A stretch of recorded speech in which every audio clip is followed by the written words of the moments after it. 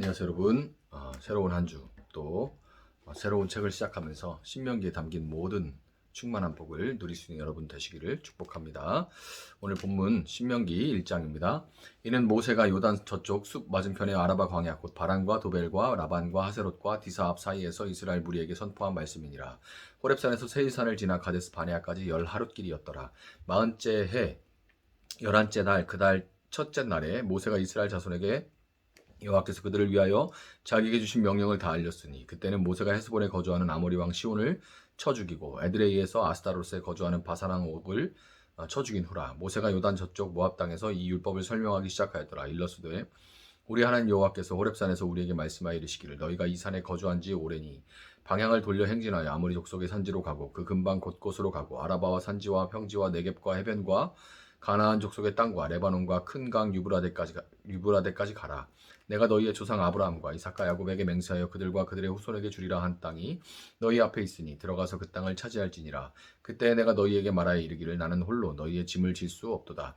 너희 하나님 여호와께서 너희를 번성하게 하셨으므로 너희가 오늘날 하늘의 별같이 많거니와 너희 조상의 하나님 여호와께서 너희를 현재보다 1000배나 많게 하시며 너희에게 허락하신 것과 같이 너희에게 복 주시기를 원하노라. 그런즉 나 홀로 어찌 능히 너희의 괴로운 일과 너희의 힘겨운 일과 너희의 다투는 일을 담당할 수 있으랴.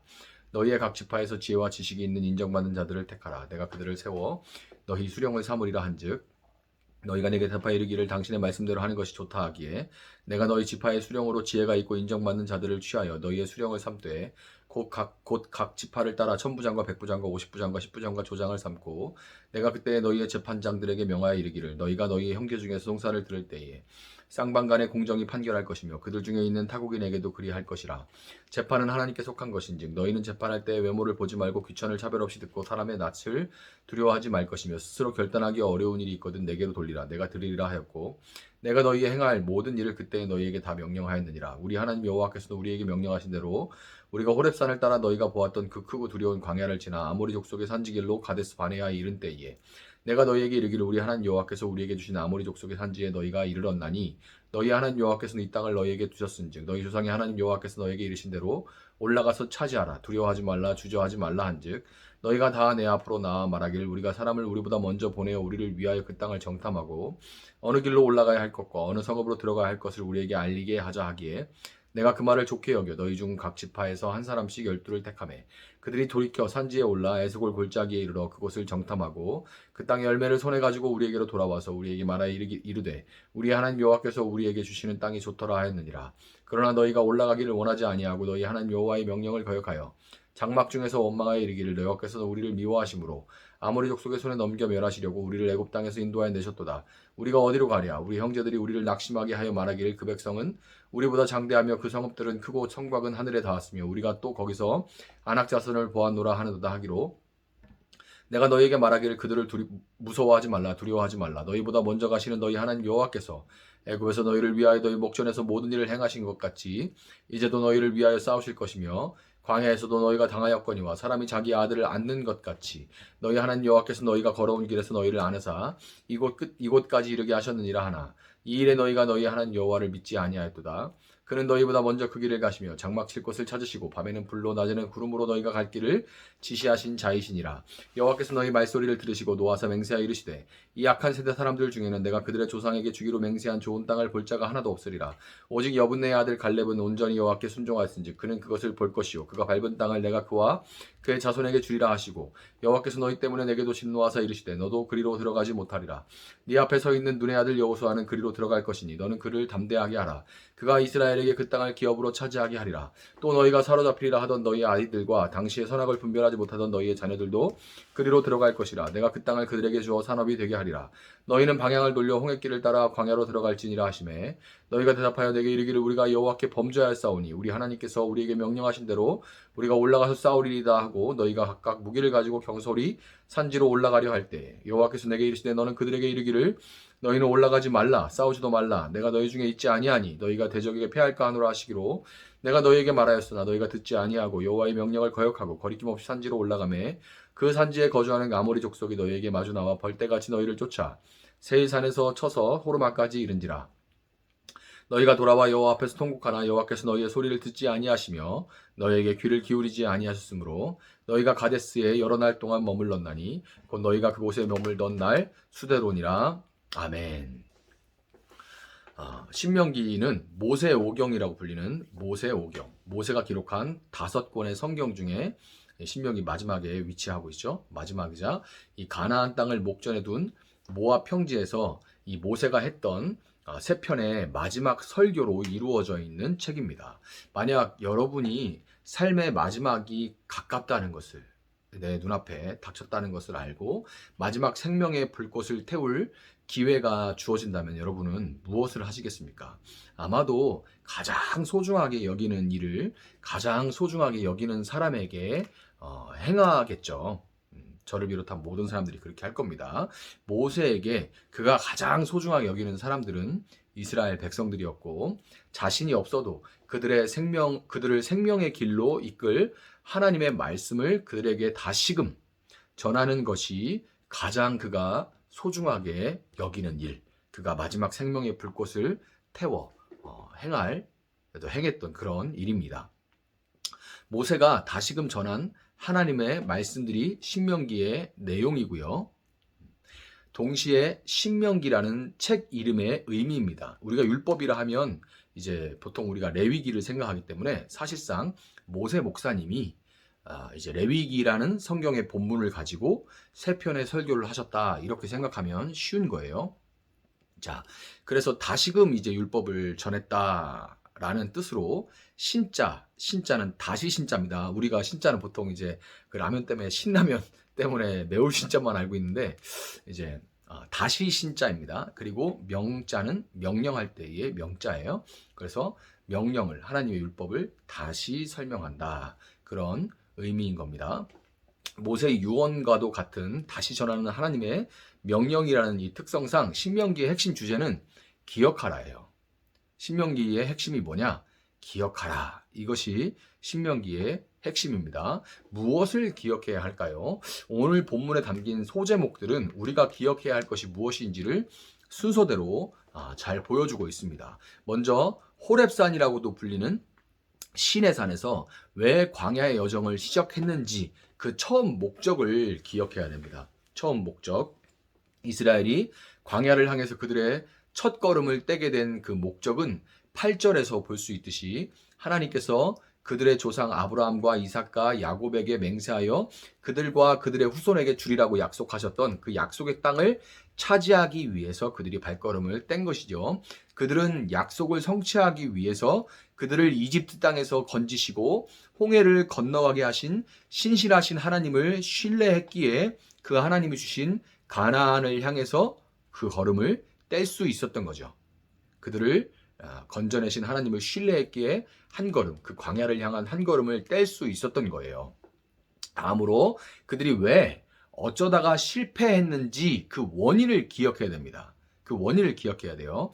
모세는 11절부터 33절까지 가데스 바네아에서 12정탐꾼을 가나안 땅에 보냈다가 그들이 그 땅의 소산들을 가져와서 큼직큼직한 것들을 가져왔죠. 가져와서 그 땅이 하나님의 약속대로 얼마나 기름진 땅인지를 알렸음에도 불구하고 그 땅의 거주민들이 강하다는 말에 이 백성들이 하나님을 원망했다가 심판을 당했던 그 사건을 소상하게 모세가 이제 말하고 기록을 합니다. 사람은 다른 사람의 잘못은 또렷하게 기억하면서 내가 당한 거, 내가 손해본 거, 나한테 잘못한 거는 아주 또렷하게 기억을 하면서도 자신의 과거 실수와 수치스러운 기억들은 잊어버리거나 아니면 왜곡해서 미화하려는 그런 경향을 가지고 있어요. 그렇지만 모세는 그 잘못을 인정하고 그 원인을 분석해서 분명하게 기억해야만 다시는 같은 실수를 반복하지 않을 수 있다고 말하는 겁니다. 역사라는 게 대부분 승자의 기록이고 또 실수들은 미화해서 기록하게 마련인데 성경은 보면 하나님의 백성들의 실수를 적나라하게 기록해 놓은 것들이 많죠. 왕의 그런 실정들도 적나라하게 기록해 놓고요. 그래 왜 인간이 기록한 역사가 아니기 때문에 그렇습니다. 하나님의 관점으로 기록한 역사이기 때문에 그래요.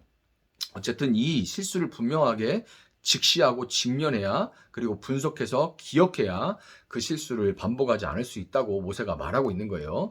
27절과 33절에 따르면 이스라엘이 했던 실수의 원인은 바로 하나님에 대한 오해와 그로 인한 불신이었습니다. 그들은 그 상황에 붙들려서 여호와께서 우리를 미워하심으로 아모리 족속의 손에 넘겨 멸하시려고 우리를 이집 땅에서 인도하여 내셨다. 이렇게 아주 불평하고 원망하고 절망해서 낙심해서 되는 대로 막 말을 하죠. 하나님의 선하신 의도를 곡해하고 그로 인해서 믿음을 잃어버리게 된 거예요.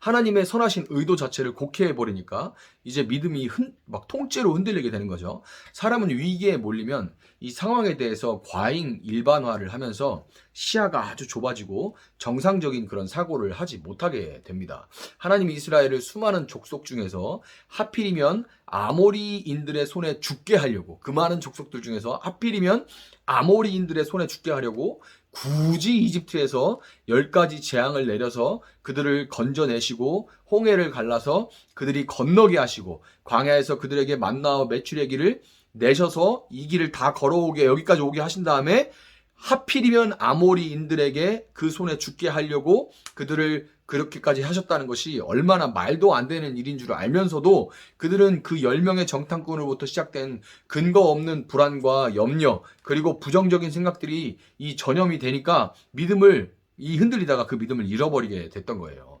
마지막으로 이스라엘의 실수로 인해서 그들이 어떤 대가를 치르고 고통을 당했는지를 기억해야 돼요.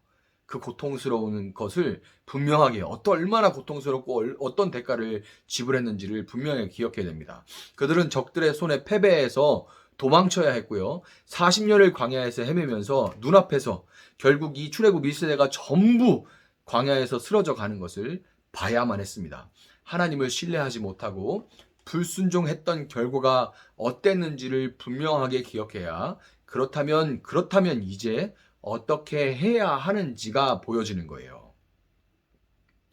왜 시작했고 뭘 실수했고 그 대가가 어땠는지를 분명하게 분석하고 기억해야만 그러면 이제 어떻게 해야 되는가가 보여지는 겁니다.